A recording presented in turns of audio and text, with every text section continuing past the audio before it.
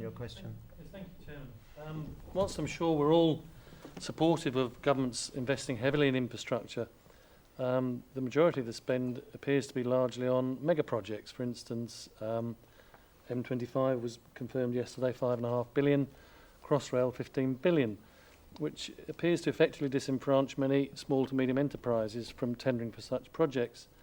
And indeed, a recent report from Civil Engineering Contractors Association observed that many small to medium enterprises were finding the crunch disproportionately hard, whilst the larger contractors' order books have never been fuller. What are the panel's views on how this imbalance might be rectified? Because for better social sustainability, surely local contracts should be awarded to local contractors. Right, well, a question on the balance between SMEs and big companies. We've obviously got leading expert, particularly in SMEs. So, Rudy, would you start? And then perhaps Peter go on after that, because there was a suggestion in the question, if I heard it aright, as to there should be some sort of sense of DRG, some sort of enforcement or encouragement for local employment. So, Rudy, would you like to start? Well, yes, it was interesting.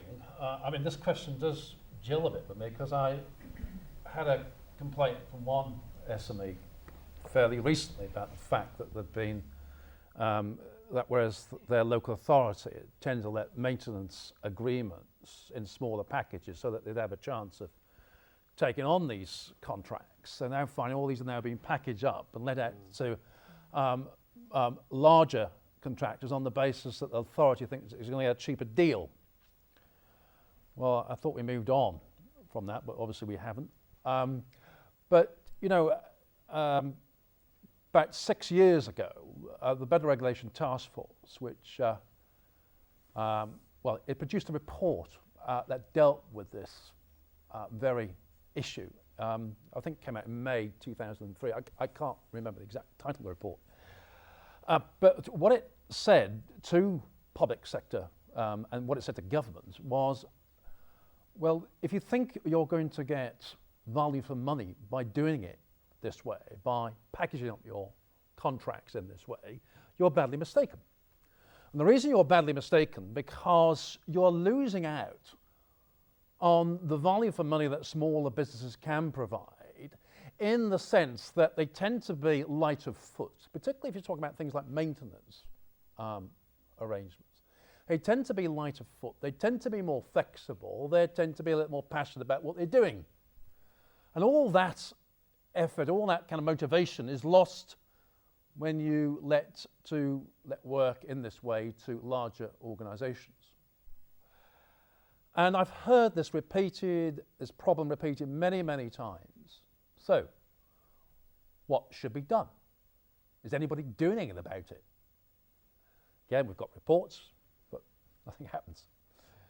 Well, in my view, I personally raised it, but not pursued it, but I've raised it in discussions with ministers over the years. But in my view, what needs to be done, firstly, is that we need a department, we need an agency, we need a person, we need there to be somebody that actually drives this change in the public sector.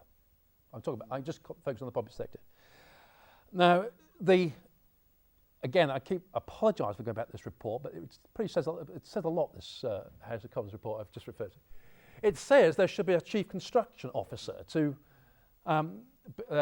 be appointed that does champion and drive best practice change. The government has, and you might be aware of this, consulted on this, and it consulted before Easter. And in my view, if such a person is appointed, which the government says they will, or they are committed to, but I'm not seeing any progress as yet, such a person, properly resourced, should pick this one up. Because you do need to drive this thing. One of the things I've learned from dealing with government, I don't know about anybody of my colleagues here on this table, one of the things you learn about government is that they say things and they make commitments and you say, very, very good, but there's no follow through. Well, you've heard that statement made many times, and it's absolutely true.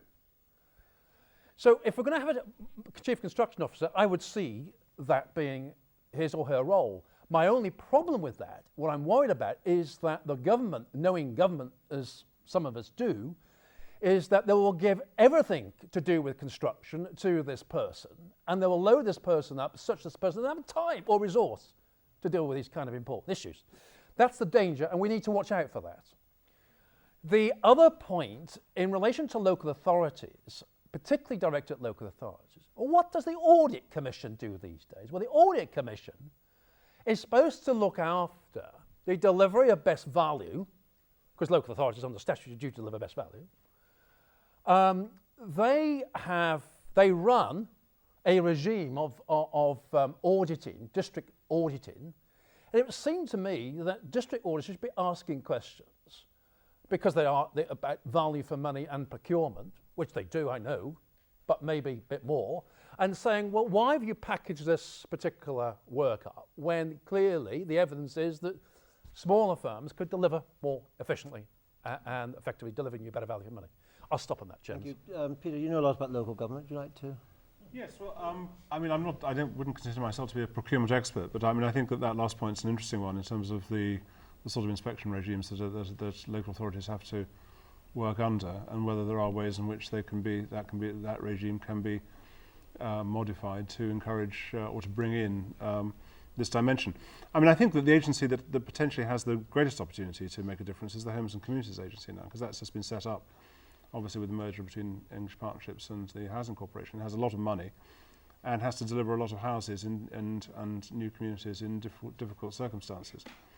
And one thing that's actually struck me from my travels over the last couple of years, particularly looking at the way in which Northern European countries deliver houses by comparison with the way we do it, and particularly in places like Germany, where there's a much greater variety of procurement methods for housing schemes, where you get a lot more self-build, a lot more self-procurement from small organisations. It's not just procured through large organisations and large volume house builders. And I think maybe that and a lot of people are talking about Freiburg and Amersfoort and Utrecht and places like that as the places where, if one wants to see how you deliver high quality housing quickly, there's the places you have to look at.